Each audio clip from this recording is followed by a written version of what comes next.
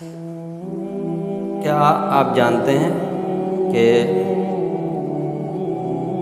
جس فرعون کے حکم پر موسیٰ کو نکالا گیا تھا، یا جس فرعون نے موسیٰ کی پرورش کی تھی، اس فرعون کا نام رامسس تھا؟ اور جو فرعون موسیٰ علیہ السلام کا رقیب بنا، موسیٰ علیہ السلام کا جس نے مقابلہ کیا تھا، جو بحر کلزم کے اندر ڈوبا تھا اپنے لشکر سمیت، اس فرعون کا نام مرنفتح تھا۔ اللہ پاک نے قرآن پاک کے اندر ان کے نام تو بیان نہیں کیے، انہیں صرف فرعون کے نام سے پکارا۔